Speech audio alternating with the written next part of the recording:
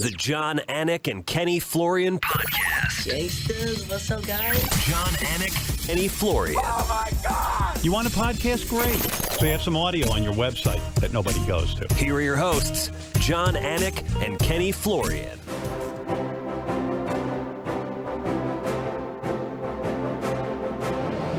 Ladies and gentlemen, welcome to the 5th annual Anik and Florian Podcast Awards, the 2019 AFPAs. And now, here are your hosts, John Anik and Kenny Florian. Oh, it is the AFPAs. It is the 5th annual Anik and Florian Podcast Award Show. It is Monday, January 6, 2020 is the year. Happy New Year. It is episode 231 of the Anik and Florian Podcast. John Anik, Kenny Florian, Ian Parker live on video off the top today. Kenfo looking pretty good today, man. Beard's filling in. What's up, kid? Thank you, dude. You as well. I'm just disappointed that our tuxedos didn't come in time for this podcast, so that's unfortunate. We knew, Parker, of course, is going to show up in a T-shirt, but you and I, we're classy guys. They didn't come in, guys, so I apologize to our very loyal audience. Ian Parker, Parkland, Florida's finest. Are you wearing sweatpants right now, making me proud? What's on the lower half? What's on the lower half? That's an interesting question when you can't see the lower half right now. I'm rocking the gray Under Armour Anik and Florian podcast sweatpants that will be available for purchase in 2021. I love it. And I am in Reebok cut-off sweatpants right now, and yes. a wicked tuna, hot tuna fisheries t-shirt. But enough about that. If you are on the new YouTube channel, though, we do appreciate that. We're 231 episodes in, obviously, but on the video side, far less. So a lot to get to today, but I do want to start with what's going on in Australia, guys, because probably 10% of our audience is from there and that region. And if you've been living in a hole and don't know about the fires that have just devastated that country and the animals lost, if you're any sort of animal person or animal activist, this is just torture to see, Ken Flo. And I know you certainly are that. Certainly Australia's on our minds today before we kick off the awards. It's insane, man. I don't think I was fully aware of what was going on over there, and you start to see these pictures and these segments on the news. It is absolutely devastating, man, of what is happening over there. My heart goes out to everyone who's in Australia having to deal with that. And again, there's an American Red Cross organization set up in Australia to help support that. I hope you guys can go out there and support that organization. And they're really in a very, very tough situation right now.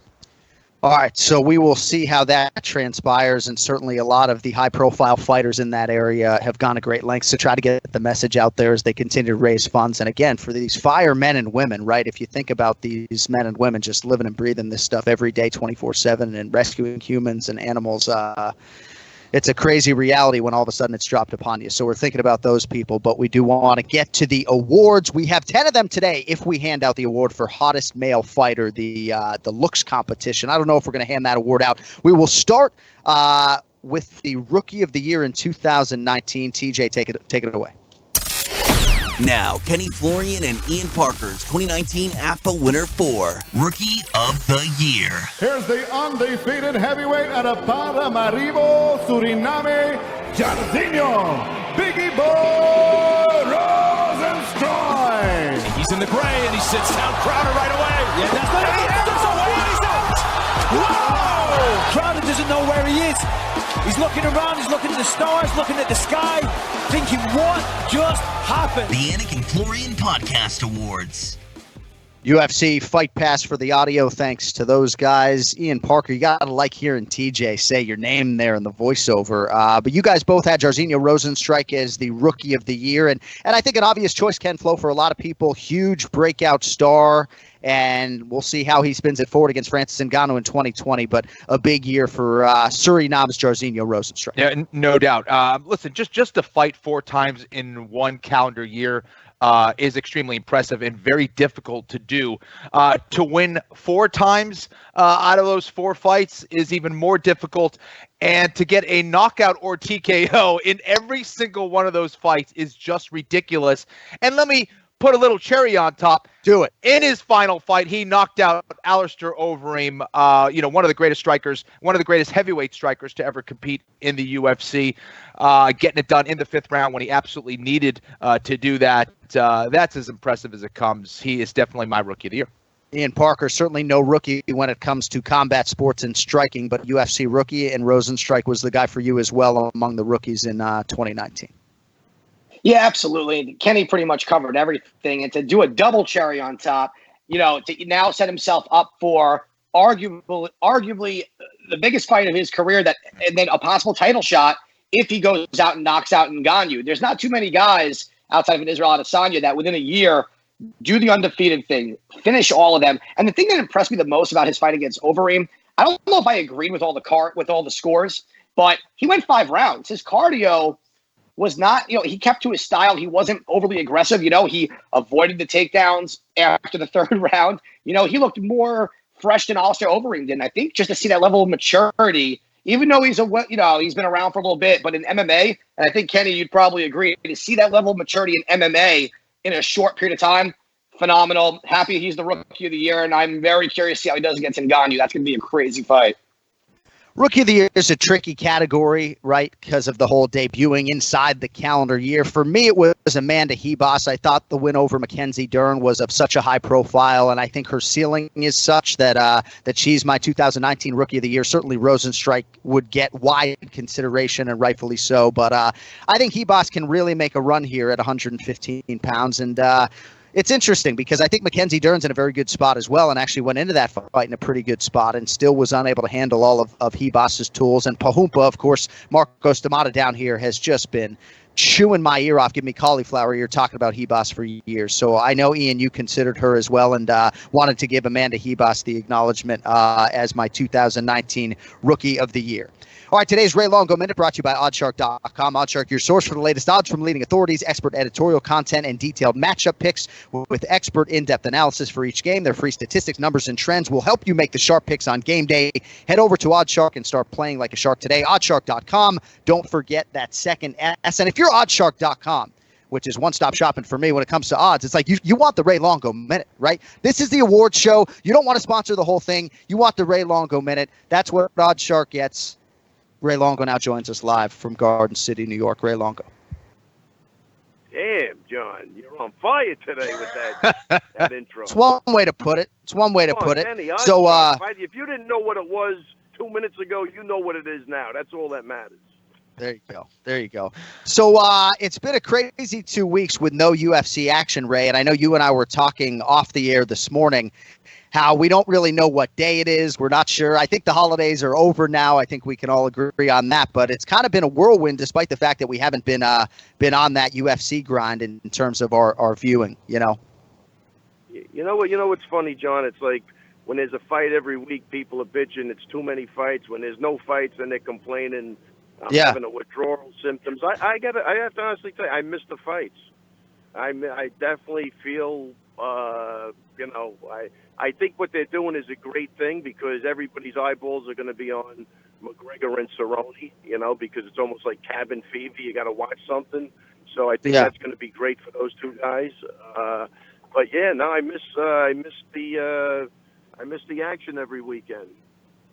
It is interesting, right? Because 41 shows should be enough, and yet sometimes the way it falls, it doesn't feel like enough when you have these gaps. And it's obviously going to make UFC 246 huge. I don't know how intended it was promotionally, but it certainly is going to lift the profile of Conor McGregor's return. Ray, what do you think about Conor McGregor's return? It seems like a big part of the narrative is the lack of respect being handed to the winningest fighter in UFC history, Donald Cowboy Cerrone. I don't know if that statement is a reflection of the betting odds. But what do you think about the fight competitively between Donald Cerrone and Conor McGregor now here coming up in 12 days? Man, I'm telling you, I really like Cerrone's chance in this fight. And, again, the only thing that could beat Donald Cerrone is just Father Time. It might be, he's getting up there a little bit. But I'm saying that Donald Cerrone of a couple of years ago is winning that fight. And I think he's going to win. I really believe he's winning this fight. I think he's got more ways to win. And definitely competitive. He's been active. I think he's taken enough of a break where he should come in fresh, and we'll see what happens. You know, McGregor's had a long layoff. He hasn't had a win in a couple of years. I think the pressure's on McGregor more than it's on Cerrone by all means, you know. Ray, obviously, you know, it was a tremendous year for the UFC, a ton of fights. This is our award show. Who do you have as your coach of the year?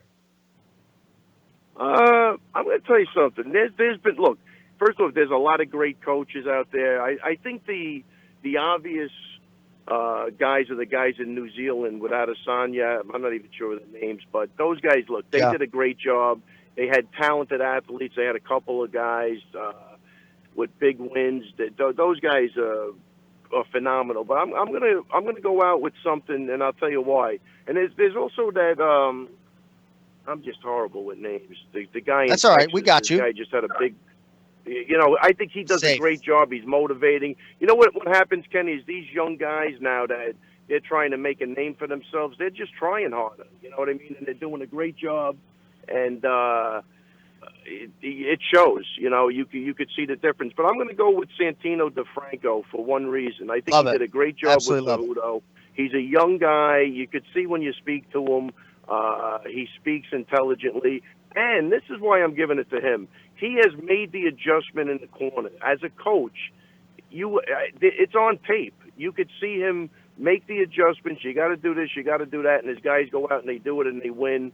And that's why I'm going with Santino. I think he's a great coach. He's a nice young kid, and I think he's got a great future in front of him. And I'm going with him only because he makes those calls in the corner. Like everybody else could have talented guys and that type of stuff, but that's the reason I'm going to go with Santino. What a great fucking answer, Kenny, right? Because if you think about it, when people are handing out hardware for Coach of the Year and they're looking at that team, a lot of people are going to look at the captain, Eric Albarracin, and the nature of this award, and we'll get to our winners in a little bit, it's the Robert Follish Corner Man of the Year, right? It's / coach, but ultimately the gist of the award was to try to reward that in-corner work in a lot of respects. So I'm glad that you went that way. And Ray, in terms of your fighter of the year, your male fighter of the year, it was a bad year to be the fighter of the year because it was so rich in terms of the competition. Who was the fighter of the year for you in 2019? Oh, man. I'm going to have to go with Adesanya on that. I hope I'm not forgetting... there were so many good guys. I thought Usman was phenomenal. I mean, I could go. I don't even know. I think Adesanya, he stepped up to the big show. You know, he backed up his talk, and you know, he put on phenomenal performances against really, really tough competition. So I'm going to go with Adesanya as fighter of the year. But you know, I hate to do that because there's so many other guys that would just really. Unbelievable. Usman comes to mind. I thought he had a great year. He had great wins. I don't know. Yeah, I'll go with Adesanya. I think he backed up the talk, and you know, like again, he comes from a great camp. You know, you could even like Volkanovski. You know, he's the bad situations, and it looks like they're just covering all the bases. And the fact that you know these guys come out, they support each other. You know, during the fights when they should be in the dressing room, you know, warming up. I just think it shows the closeness and the warmth and the, you know, just a lot of good stuff. So I'm going to go with Adesanya, but that whole team gets a big credit for everything. I like what they stand for. I like the fact that they go in and they fight. All right, buddy. Well, have a great week. Who's first out of the chute for you in 2020? I know you guys are well underway. First out of the chute is we got an up-and-coming kid, Naz, who's going to fight February 1st. He's a talent, somebody to look at in the future. And then we go right to Marab in New Mexico. He's got a tough fight against Casey Kenny, but he's busting out of the gates already. This guy, I was with him last night. He's a pleasure to work with. That's going to be a great fight between two really. You know, guys with a similar style, I think. So, that's all right. Go get like 6 or 7 guys fighting the week after. Crazy February. All right, go get yourself a lozenge, and we will talk to you next week. I love the fact that you don't even know the surnames of your own fighters. Can you learn the last names of your own fighters, please?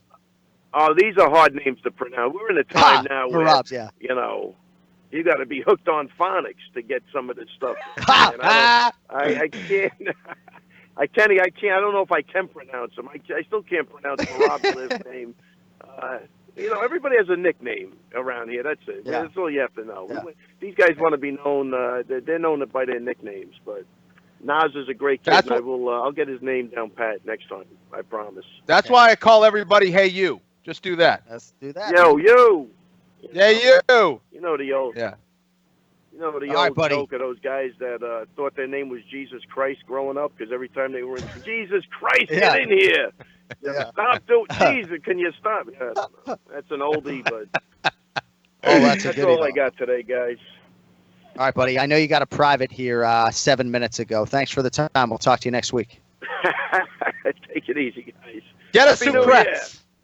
Get us Happy some New cracks. Year. Ray Longo with us weekly here on the Anik and Florian podcast. Ian, I know you wanted to chime in there. I know you guys go way back, but in the nature of time, I just wanted to. And really, my producer, TJ DeSantis, if you really want to know, is texting me that his phone was terrible, and TJ doesn't like audio issues, so we had to get Ray out of there. What did you want to say to Ray there, Ian?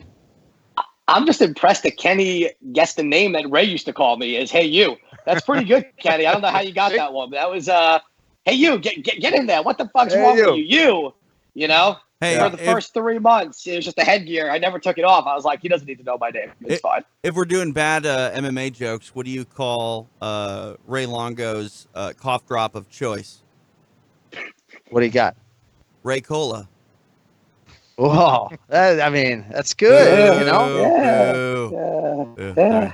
I can tell you've procreated. That is a fucking terrible dad joke. All right, so Rookie of the Year's in the can. Jairzinho Rosenstrike, Amanda Hebus. I absolutely love that Santino DeFranco acknowledgement. We're not quite at our Robert Follis Cornerman Coach of the Year. We got to get to the Breakout Star of the Year, and we will get to Team Florian's biggest breakout UFC star of 2019. Now, Kenny Florian's 2019 AFPA winner for Breakout Star of the Year. Alexander Volkanovski trying to become the first Australian-born fighter to win a UFC title. Look at the size of the tree trunk legs on Volkanovski. He's so big. And another inside kick. Seems like that is a big part of the strategy. Max had a little bit of a limp there. He tried to check that one. The whole leg is getting chewed up. Inside, outside, low, high. I have no idea who won the fight. I think he did enough. The question is whether or not the judges scored correctly. The judges score the contest for the winner and new undisputed UFC featherweight champion of the world, Alexander the Great Volkanovski. The Anik and Florian Podcast Awards. So Ken Flo, finding a way to get Volko a little hardware UFC Fight Pass credit for the audio. Alexander Volkanovski, Kenny, your breakout star of the year in 2019, and the man certainly broke out. Yeah, that's right. Listen, consistency in this sport is hard to come by, and Volkanovski has had a few excellent years in the UFC. This year in particular, though, was very impressive. I mean, look at the debate. Who is the greatest featherweight of all time? It's either Jose Aldo or Max Holloway. That's what everyone kind of talks about. Well, how about if you beat them both in one calendar year? That is extremely impressive. The way that he went about it, I thought, was very impressive as well. This is a guy who obviously has a high level of intelligence when he goes out there to compete. He does the right thing. This guy is tough as hell. Doesn't always lead with it. I thought we saw his toughness and his ability to grind out a win against Aldo. And then we saw a very different Alexander Volkanovski against Max Holloway, using his intelligence, using his ability to stick and move, get in, get out, utilizing the right weapons at the right time, and getting that decision win over the great Max Holloway. Yeah, that's my breakout star of the year, man. And it's a category that obviously is open to interpretation. And for you, Jorge Masvidal, the breakout star of 2019. Yeah, listen, Kenny brings up a great point with Volkanovski, what he did, beating Aldo, beating Holloway, finishing out the year strong. But to me, breakout star comes with literally stardom, popularity, everything you could think of. And he's kind of, I think, really brought back the attention to this welterweight division. Even though Colby and Usman did a great job building up that grudge, I think the casual fan really didn't even know what division they were even in to a certain extent. I just think Masvidal coming out and doing what he did to Askren, finishing Nate Diaz, even though the whole cut situation, but let's be honest, another round, that thing would have been stopped anyway. He was just doing everything. And now, whatever he wants, he's going to get. We're talking about a title shot, a Conor McGregor potential. To me, that is a star in the making. He is the most popular guy in the UFC right now, outside of Conor McGregor. And from going from like this journeyman, when everyone was calling him, I mean, supposedly, did he not fight in 2018, like at all? Did he not have a single fight? Yeah, so not have a single fight, to be in MMA as long as he has, not get the recognition he probably deserves outside of the Amada submission in Bellator, right? He was known for kind of getting that crazy triangle on him. To turn it around and now be the biggest star on the planet outside of Conor, to me, Masvidal is definitely my breakout star of the year. I love it, and he's got as good a case as anybody. He really does. It's incredible to think where he was just a few years ago in split decision hell, and now he's on top of the MMA world. And if it weren't for Adesanya, who we'll get to later, he would have just been sweeping a bunch of these categories. So, breakout star of the year for me, and maybe I'm in this UFC bubble, but for me it's Petr Yan. Not only is the UFC's bantamweight division on fire, but I think it's the way this guy is winning. The way guys like Ken Flo and Daniel Cormier and Joe Rogan talk about this guy and what they see in terms of his ceiling and his future. And perhaps it's a look ahead a little bit for me, but Petr Yan, outstanding boxer, great jab, but high fight IQ, all the skills you would want, great finishing instincts, great chin, not afraid to get hit. I think John Dodson knocked him down a few fights ago, and he just has all the tools to me to be a champion and potentially a long reigning one at that. Shout out to our guy Danny Rube, who was able to find Petr Yan and manage him and get him to the UFC. So my breakout star of the year in 2019, Russian boxer Petr Yan.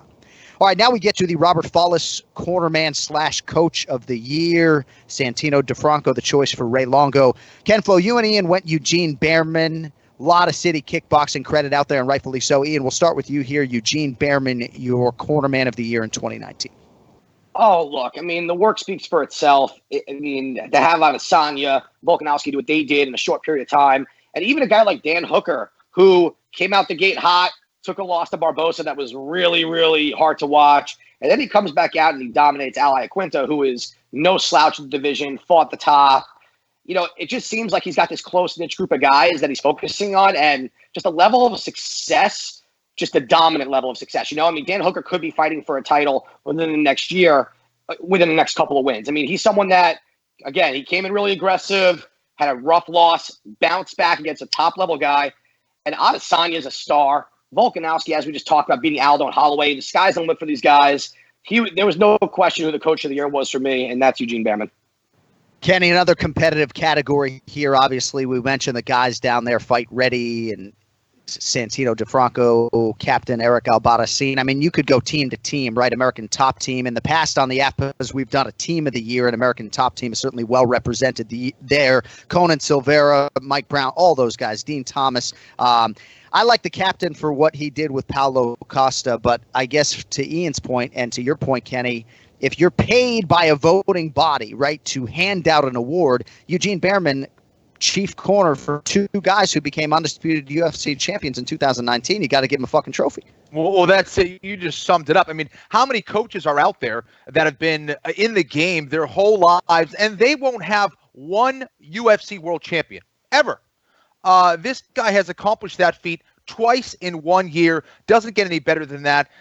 Ian was talking about Dan Hooker, who went undefeated in 2019 as well, getting a great win over Ally Quinta, also knocking out James Vick. That's extremely impressive. Those are three undefeated guys fighting at the highest level right there. Two of them world champions. The way that they went about it and the guys that they beat, come on.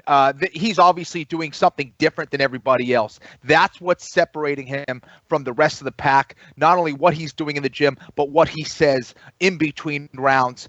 Eugene Behrman is definitely, that award winner for me.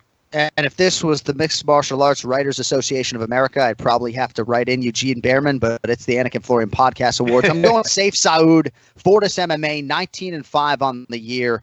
From the moment we met this guy, Ken Flo, right when he was cornering Damon Jackson in Brazil like 7 or 8 years ago, he just had this way about him, this infectiousness that if I was to train, I think he'd be a guy that I'd want to work harder for when we're doing that high intensity stuff. You know, preaches accountability. He's obviously proven to be a tremendous leader, great cornerman on fight night, but just a general ability to get all of these guys to buy in, to maximize your utility. I think he's really getting the best out of guys like Ryan Spann and Alonzo Menefield and Jeff Neal, and we'll see if he can have one of these guys break through and become a UFC champion. But big picture for his body of work, my 2019 Robert Follis Cornerman of the Year is Safe Saud. All right, now we get to the upset of the year, TJ DeSantis. For me, this was a no-brainer. I think a lot of different opinions here. Let's get to the 2019 upset of the year. Now, John Anik's 2019 AFA winner for Upset of the Year. Devontae Smith and Kama Worthy were not just former training partners, but friends. When we asked Devontae Smith about Kama Worthy, he said, "Oh, that's my dude from Pittsburgh." Future about as bright as it gets for Smith in the lightweight division. Big betting favorite here tonight against his former training partner, Worthy. Oh, he got him! Worthy! He hurt him! Kama Worthy! Devontae Smith! No way! Devontae Smith suffers his first UFC loss. He was the minus 1,000 favorite. Kama Worthy got the call on Sunday, and he cashes at plus 650 tonight. What a moment for the Pittsburgh, PA native Kama Worthy. The Anik and Florian Podcast Awards. UFC Fight Pass for the audio. I don't know that I need to say any more. Minus 1,000. No way the line should have been that wide, Kenny, given the backdrop that was outlined there in terms of how close these guys were. I mean, we were sort of thinking going in there, man, this has some weird circumstances written all over it. Kama Worthy getting it done for me for the upset of the year. For you, though, and I went back and watched this fight because you and Ian both landed on Anthony Showtime Pettis, March 23, Nashville, Tennessee. Huge main event upset win over Stephen Wonderboy Thompson at welterweight, and I love it. I think it's a great choice, and for you, given all of those circumstances, Pettis was the guy for upset of the year. It was surprising. You know, I think that when you look at Stephen Wonderboy Thompson and the kind of skills that he brings into the octagon, for me, he's one of the greatest strikers to ever compete in the UFC, period, across all weight classes. His style, his flashiness, his ability to evade strikes himself, his footwork. I mean, it's just amazing. And the way he matched up against Anthony Pettis, who is another striker, I said, listen, this is a bad matchup for Anthony Pettis, who really, in my mind, is a true 155-pounder coming up at welterweight against Wonderboy. I did not like that fight for him. Not only did he get the upset win against Wonderboy, but again, the fashion in which he did it, jumping off the cage yet again, except this time with a punch, I thought was tremendous. And the way that he was kind of slowing Wonderboy down with those leg kicks leading up to it, he was losing the fight, but he kept kind of trucking on and ended up getting a big upset win via knockout against Wonderboy. And in a main event, just a crazy ending. Certainly a lot of appeal for that selection. Ian Parker, that was your 2019 upset of the year as well. Yeah, you know, I think also, if I'm correct, was that Anthony Pettis' first fight at 170 also, or maybe his first or second fight? It was just to go into that type of fight, to try to have a resurgence in your career after kind of being on the downfall at 55. Dangerous. He's known for his striking. Yes, Anthony Pettis has got great jiu-jitsu, but off his back. You don't know Anthony Pettis to be the guy to be aggressive with the takedown, get on top. He got a lot of his arm bars and triangles all from the bottom, not from setting up and mount. I know I'm talking like I'm the jiu-jitsu guy, Kenny. I apologize for that. But I figured you would correct me if I didn't know what I was talking about. But, yeah, for Anthony Pettis to come out, you're really losing bad in those few rounds. The leg kicks were good, but if you go back and watch that fight, he was clearly losing those rounds. But, man, what a Superman punch, what a knockout against a guy who's never been knocked out. So I had Anthony Pettis in that fight as well as a lucky shot to try and get some points on the board there. And to me, I think just of the level of notoriety of the fight compared to the Kama Worthy, but you want to know something though, Kama Worthy with those odds, you don't see that happen too often in the UFC. Other organizations it happens, but in the UFC it does not. So, John, your pick is spot on for the odds. I think Kenny and I chose the one that was probably a little bit more of a high-profile name. Yeah. $200 on Kama Worthy, turn around 1,300. Ian Parker will be the first to tell you that. All right, knockout of the year. So there were some late nominations that came in. Chief among them. How about Irene Aldana against Ketlin Vieira, right? I mean, that's a knockout of the year candidate for sure. But ultimately, as far as our 2019 knockout of the year, at least on this program, there was a consensus. Now, the unanimous choice for 2019's AFA winner for Knockout of the Year. Game Bread is in the building. The fight clock is brought to you by Modelo.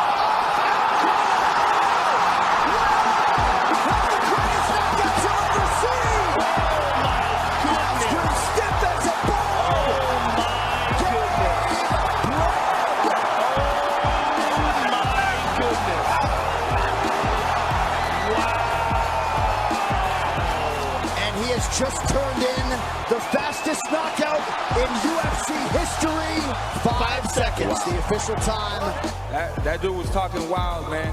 You know, I had to show him that there's consequences sometimes. There's some bad motherfuckers out there, and you don't want to wake them up. The Anik and Florian Podcast Awards. Thanks to UFC Fight Pass for the audio, and Ben Askren was undefeated. I mean, there are a lot of reasons why this was the knockout of the year for all three of us. Certainly, you could have gone Masvidal versus Till if you wanted to be creative with it, as Michael Bisping was on our UFC Fight Pass recap show. But Kemflo, there's so many layers to this for Masvidal that, you know, give me a ballot. It just seems, how do you not give this one your award? It has to be. It has to be. Listen, you talk about the fastest knockout of all time. The fact that he was able to render John Anik and Joe Rogan speechless. I mean, how many times does that happen? And the violence in which he did that, the fact that he was preparing to do that very same jump knee prior to that fight, it's what he had envisioned. The relaxation before the fight of him just kind of smiling like he knew something that no one else did. Yeah, he did. It came in the form of a knee that was absolutely brutal, that probably changed Ben Askren's career forever. Masvidal is that dude, and also it also elevated him to a level of stardom, as Ian talked about earlier, that we really hadn't seen before. That is a knee that I think everyone saw, even guys who had never watched the sport before. So to have one single strike and one knockout that kind of allows you to become this huge star, that's maybe the knockout of the decade, right? Yeah, I mean, certainly deserves consideration. I think for me, I always go back to Anderson Silva against Vitor Belfort, but if you're talking pure move, it's Edson Barboza against Terry Edom. But I don't know, a lot of different directions we could go there. But Ian, for you, it was George Masvidal. Crazy to think that he followed up the Till result with this result against Ben Askren, and an easy choice, I would think, for you for 2019 KO of the year. Yeah, no, listen, to Kenny's point, we saw the video footage of it after the fight, him practicing it, literally the same cadence, the same way he ran. It was just kind of crazy. His facial expression, I don't know what he said to Ben, where he went, I don't know if it was shake hands, or you really want me to just knee you in the face. Kenny, there's one person who did not see that knee, though, and that was Ben Askren. Yeah. That thing was dirty, and the only other thing I remember with that fight was Mr. Anik going, Game Bread! And that's got to be tied along with this knockout, because when you hear, you and Joe were just talking, I think you were still doing the advertiser or the sponsor of the fight, and that knee hits, and those two punches after that were super necessary, were so violent. Ben admitted he did not feel those, so I kind of feel a little less bad, although that was so hard to watch, reminding me of Bisping and Hendo. But Kenny, you made a good point.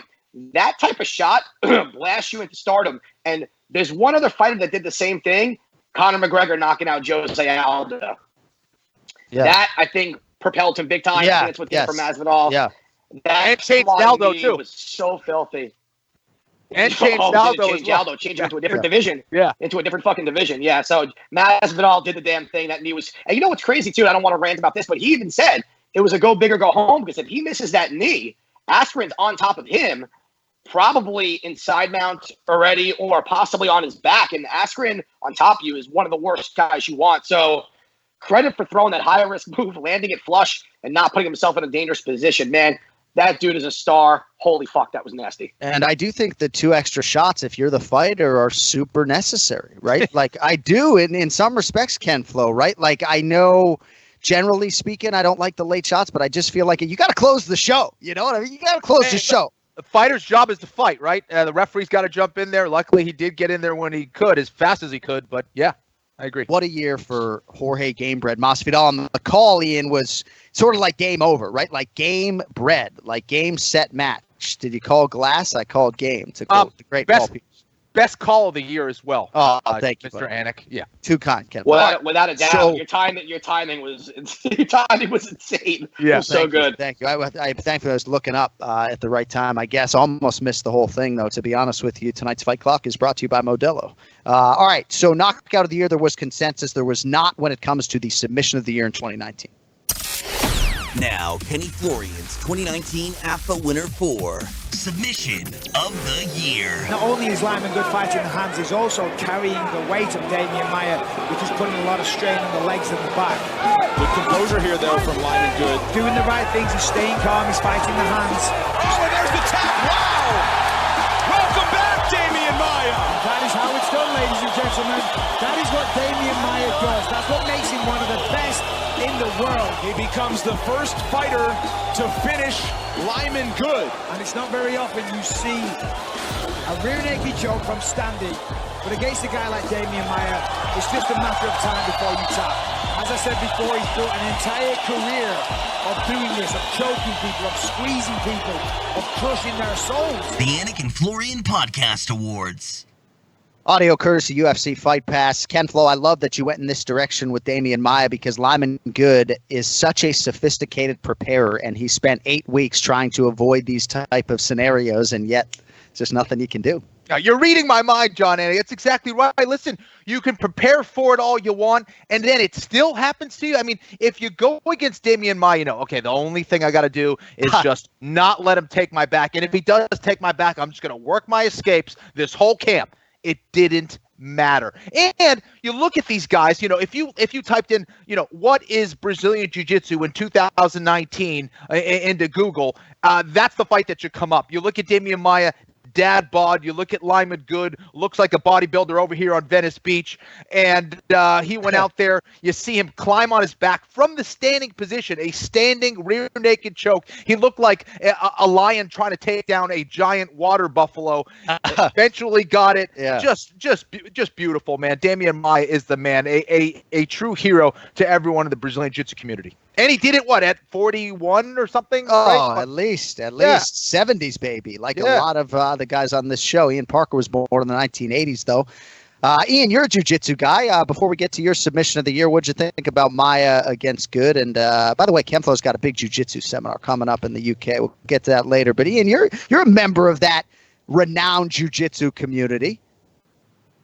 That's nice of you to say. Yeah, I'm born in '85, so I might be the youngest on the show. God, fuck. Yeah, I didn't want to reveal that. I felt kind of bad when you guys were talking about TJ last week. Yeah, I'm yeah, sorry about that. In 1984, no, I'm just kidding. I wasn't even born yet, man. You started young. Probably why, I mean, it's all good. So listen, the one thing I want to mention too is obviously based on Kenny's comments about the dad bod thing with Damian Maia. Obviously, Kenny's choice for hottest male fighter of the year is going to be based on Damian's body as well. Although I don't want to talk about shit. See Kenny in person. When we go off and the video's playing, he's got like this evil stare, like he's purposely looking at me to say something stupid. I don't know what's going on, but I think I'm sitting there like, nope, and Kenny's like flexing like he's Clay Guida over there. Listen, Damian is such a smart fighter, and I think he knows against a guy like Lyman Good, striking, you don't want to go there. And to Kenny's point, and to your point, John, it's so hard against guys that you prepare purposely for certain things, and the fact that he could still do it to this day. And now he's got a fight coming up against Gilbert Burns, which I don't know. That's a crazy. I give Damian a lot of credit for taking on a guy like Burns, who is one of the top guys in Brazilian Jiu-Jitsu right now, and the striking's coming along. He's on a rampage. He volunteers for every fight. Damian Maia did a hell of a job. That backpack rear naked choke submission was insane. I don't blame Kenny for making that pick. So I love Damian Maya. You hear I've been practicing that? I didn't fuck that up and put too many syllables on that shit. Well, and I didn't call you out earlier. Francis Ngannou is a high enough profile guy, probably a future UFC heavyweight champion. Hang on a second, okay? It's 3 syllables, right? Ngannou. I think for purposes of this show, that's one that you've got to figure out a way to get right. There's no you. What did I say? Ngannou. Did I say Ngannou? We're just going Ngannou. Ngannou. So we'll see if I gotcha. We'll see if you can get that done for next week, TJ. My favorite Parkerism is Juicy for Minga. It's like a drink for someone named Minga. I don't know why he says that over and over again, but he does. You want to know who thought that was funny too? My bookie when I bet on him against Figueroa. So fuck you, guy. All right, let us get to the other award winner for Submission of the Year. Now, John Anik and Ian Parker's 2019 AFA winner for Submission of the Year. Gotta be careful here. Yeah, he's gonna get put in the set up a twister. Yep. No way. No way. Oh my God, he's got that. That's tight. Oh, Bryce Mitchell. Unbelievable. Sean Selby, get your checkbook out right now, baby. I think you're writing $50,000 for Bryce Mitchell. The twister. Yeah. This is the most painful move. Just the second twister in UFC history. Thug Nasty, Bryce Mitchell. Just the second twister submission in UFC history. How do you feel? Y'all know I love Arkansas. And Reebok, y'all gonna have to kill me or make me some camo shorts because I ain't shutting up till then. And Donald Trump, I'm up here in D.C. If you need help with some politician, holler at me, brother. I'll do it for free. The Anik Florian Podcast Awards. I'll do it for free. Bryce Mitchell, what a legend. Audio courtesy UFC Fight Pass. TJ, your check's fatter this week for including his epic post-fight interview. Yeah, I mean, I'm a former member of that renowned jiu-jitsu community, right? I think when I see a twister and it happens in December, right, that's going to be my sub of the year. But I do believe that you have to consider stakes as well. But for me, this was a no-brainer. Bryce Mitchell against Matt Sales and Ian Parker. You and I were in agreement here. What do you got for me on Bryce Mitchell's twister? Oh, man, and he was actually an underdog in this fight by a little bit on the betting lines, which I thought was a little surprising because Styles I wasn't really too fearful for Bryce Mitchell. But, man, I think landing a twister, whether it's December or January, I don't know. I mean, Kenny, obviously, I would throw this to you, but that's just, man, that's such a painful submission to be in. Number one. Number two, to actually get it on the big stage. And, man, this guy's interview is unbelievable. Derek Lewis did his thing. This guy's doing it too. Would Reebok just make this guy a fucking pair of camo shorts? I mean, they really could have a star here. I hope he gets to the top. This guy, he talks the talk. He stays loyal to where he's from in Arkansas, which is that accent is awesome. And he really takes advantage of the microphone. But to do it after a submission like that, good for him. I mean, wow, just wow. I know there might have been like Khabib, in the Conor fight and some higher profile fights. But Kenny, are there not too many other submissions other than a twister that are really such a rarity? Am I wrong? And I think it's the only second one that's been hit in the UFC, right? In history, John would probably know better than me. But yeah, it is a very painful submission. It's one you don't see every day. Not an easy move to pull off. The fact that he was able to pull it off when he did was very impressive. I have no problem with that pick, guys. That's well done. All right, 3 categories to go, male and female fighter of the year, and then we'll close it out with the fight of the year. So we start here, guys, with our female fighter of the year. I went with Zhang Weili. It's interesting in going back and watching how Jessica Andrade became a UFC champion, right? And how I think we could have our knockout of the year discussion and maybe not even mention what she did against Rose Namajunas, right? Amazing the manner in which she became a UFC champion, but for myriad reasons, the way Zhang Weili broke through in abruptly ending Jessica Andrade's reign, less than 100 days, does it in her native country, becomes the first Chinese champion. And again, this is also a play on what I think her future holds, right? Obviously, a hugely difficult first title defense against Joanna Jędrzejczyk, but I'm excited to see what Zhang Weili can do. I don't think she's a paper champion in any way, shape, or form. I think she's going to be around and viable, not unlike Petr Yan, for a long time. For me, the female fighter of the year, with respect to my good friend Amanda Nunes, was Zhang Weili. Ken, Flo, for you and Ian Parker, it was Amanda Nunes. Ian, we'll start with you here. The Lioness, hard to argue with 2019 female fighter of the year. John, I like what you did with your pick. You know, it's good to see someone new break through, especially in a country where I don't think they've had a champion, you know, in a long time, especially in that weight class. And someone, right, and it's someone who could, who could be the champion for a little bit. You know, obviously a tough test in Joanna coming up.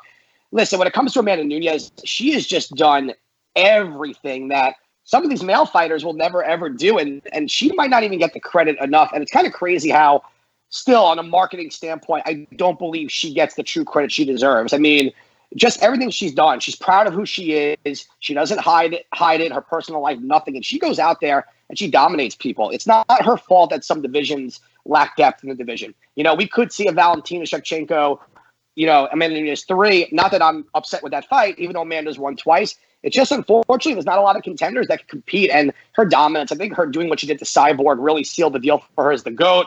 Obviously, what she did to Ronda and everyone, but doing what she did, again, she seems to be evolving. She's not slowing down. I love Amanda Nunes, and I'd love to give her this award. I think she's the female fighter of the year. I would even put her as overall fighter of the year in that category as well.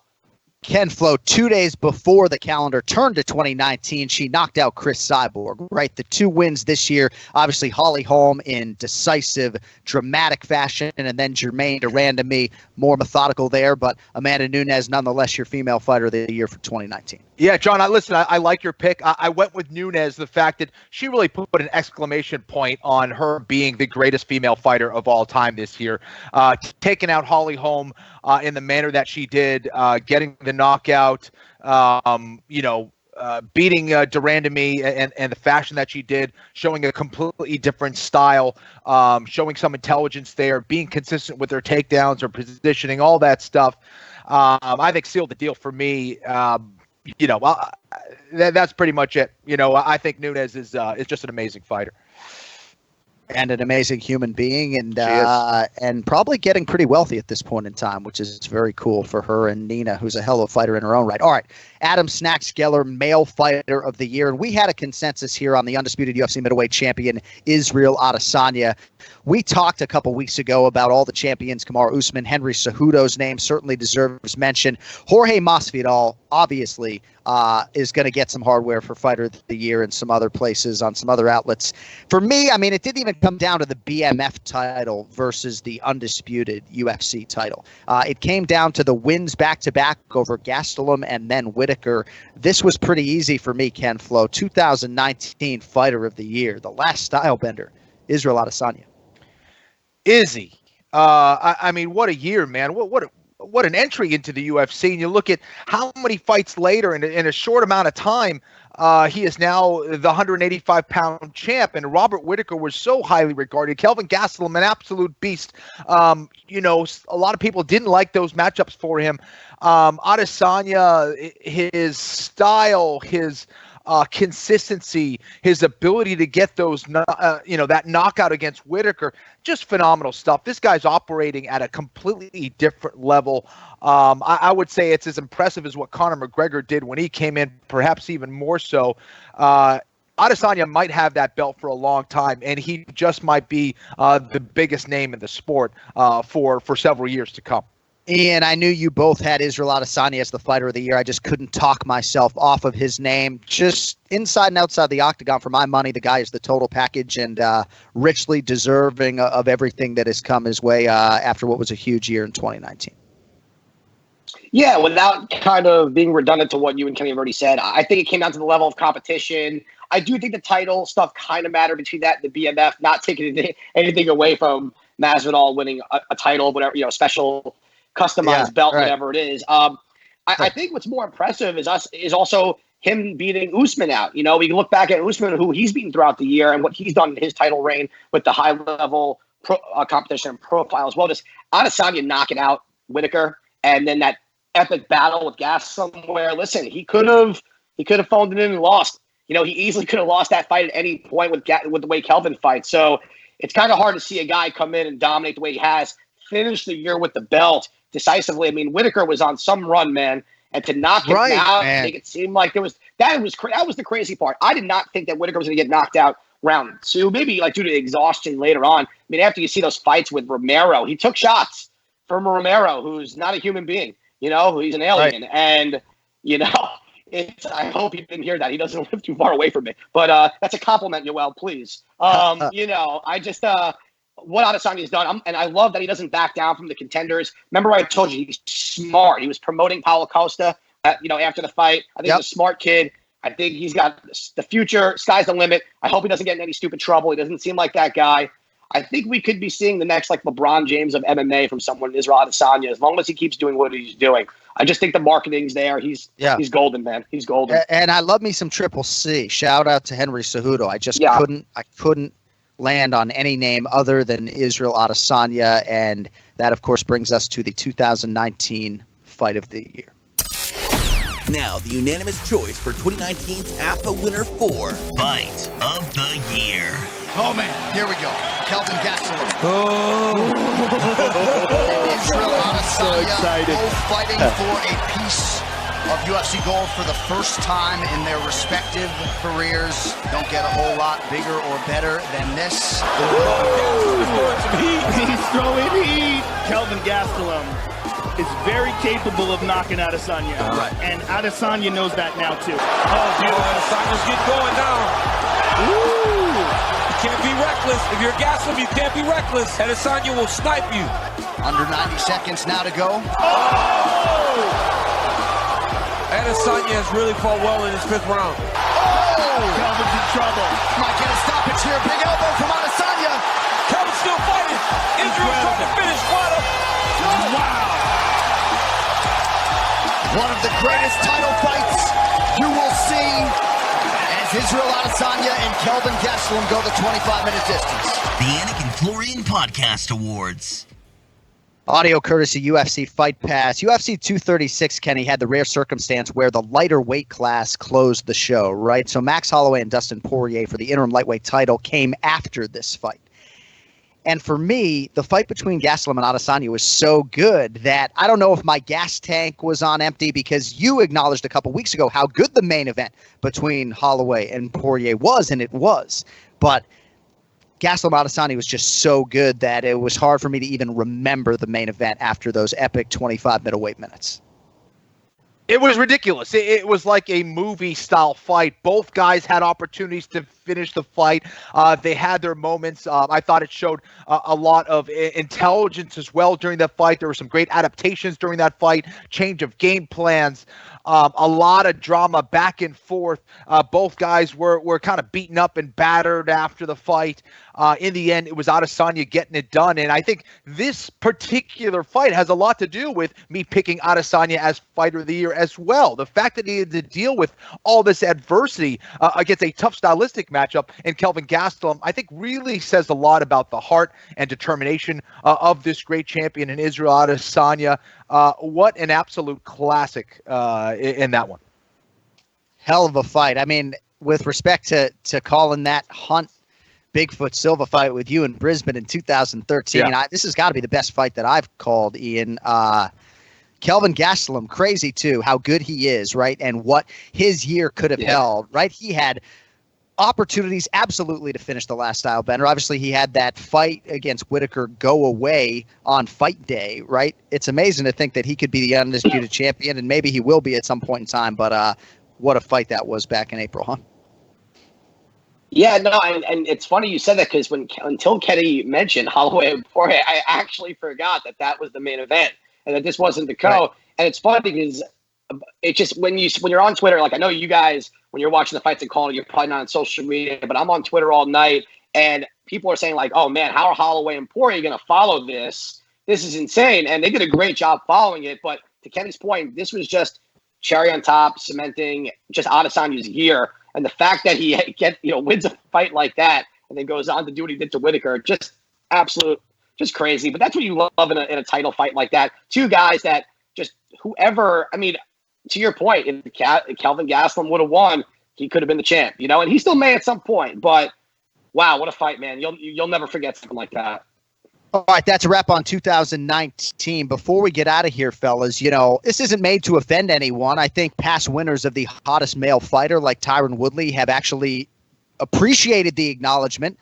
Hottest male fighter for me in 2019 was Paulo Costa. I think he's a great person. He's misunderstood, super handsome, would love to trade bodies. Hottest male fighter of the year for me. Hey, real quick on that note, Paulo Costa, Bruce Buffer's mom's favorite fighter, and that's not a joke or a lie. That's true. Okay, there you go. Proof's in the pudding. There you go. I mean, we can't do hottest female fighter for obvious reasons, I think. Maybe it's a new category for 2021 or 2020, I should say. I don't know how well it would go, but Ken Flo for me, Bo Hashinya, Paulo Costa, hottest male fighter, and I don't care who knows it. Listen, I mean, body-wise, the guy's got the best body in the UFC. If you're a body guy, if you're into the body, I mean, and he's a good-looking guy as well. I'll give him that. But, I mean, I could easily wash my gi on his abs. The guy is he's got a nice He-Man body, right, Ian? I mean, you love it. You love this conversation. We're making Ian very uncomfortable right now. Yeah. What's going on I don't really know how. What's going on down below now? Can we ask that? I'm so mad that I'm wearing sweatpants right now. I'm so mad. I'm glad this is an above the waist conversation right now. So wait, Kenny, who are you going with? Paulo Costa also? Is that really happening right now? I didn't really have a name. I didn't come prepared for that category. Leave him alone. Exactly. I like Anik's pick. I'll go with that. It's okay, Ian. If you don't, I was gonna be funny. I was gonna say, listen, sometimes you got to go with the guy that people kind of look outside the box. I think beauty is in the eye of the beholder. I think someone like Alexei Olnik should definitely get this award because he kind of has that lovable Shrek look. And you know what? He got Fiona, and I'm going to go complete opposite end of the spectrum here. I like that. I'm trying to do that, and I'm trying to not laughing, but this is probably the funniest category because John's face is so serious. Kenny took this to a different level. He wants to wash his gi. There's going to be a huge Kenny Florian fan that really got super excited when he heard that Kenny was going to wash his gi on Paulo Costa's abs. Yeah. And me wearing sweatpants while watching that ball. So this is really I wasn't prepared, but I actually was planning Alexei Olnik for the last 3 weeks. I was just throwing that out there. That's good. I was prepared. On a high note. I like it. Yeah, you've listened to the podcast in the past, so you know that this is a category. TJ, go ahead. Ian, how's this above the waist conversation when you're always talking out of your ass? Ooh. That was better than your dad joke before, but that's okay. All right. Am I talking? Listen, it's a new year. He wants to roast the duck a little bit. It's okay. Yeah, I roasted understand. the duck. There you go. You gave me a little duck roast right there. Much it's okay. better TJ, new year. I'm just gonna kill you with kindness, bro. I love you. All right. Before we get out of here, and by the way, thanks to TJ DeSantis for all the great work behind the glass, getting the award show together. Kenny Florian can't necessarily pronounce all of the cities in which he will be doing Brazilian Jiu-Jitsu seminars across the UK later this month, but he is going, folks. So to our listeners in the UK, or maybe to guys like Ian Parker who want to make the trip from Parkland, Florida to Cardiff, Wales, Ken Flo is going to be across the UK the week of Monday, January 27th, doing Jiu-Jitsu seminars, beginning in Cardiff, Wales, going through January 31st across the UK. Go to his Instagram page, and if you see the gym on there, you can sign up and figure out a way. I think in 2019, if that's not enough information, I'm not really sure what to tell you. Ian, anything else before we let you go? You look pretty good on video. I mean, not the hottest male fighter of the year. People get more offended if you say, like, guys who aren't nominated. Like 2 years ago, I was like, yeah, Josh Emmett didn't get a nomination. It's like poor Nick Lentz sitting out there waiting for his hottest male fighter of the year. People say a lot of shit about me. They say I look like the fucking bagel boss guy. You want that comparison? So, like I'm literally. Wow, that's a good one. That's a good one. I've gotten some pretty bad ones. I got to lose weight just because of that comparison. You know what I mean? That's a pretty good one. That's a pretty good one. All right, that is it. To everyone out there listening and subscribing to that new YouTube channel, we appreciate that. That video worldwide every week now. Next week is a pay-per-view week, so we'll get you UFC 246. McGregor v. Cowboy. Conor McGregor is back for the first time since 2019 or 18. Jesus. Full preview predictions all coming your way next Monday. That is January 13th. Until then, to everybody in Australia, we're praying for you. For Ian Parker and Kenny Florian, I'm John Anik. Have a great week. Don't text and drive. Yo later.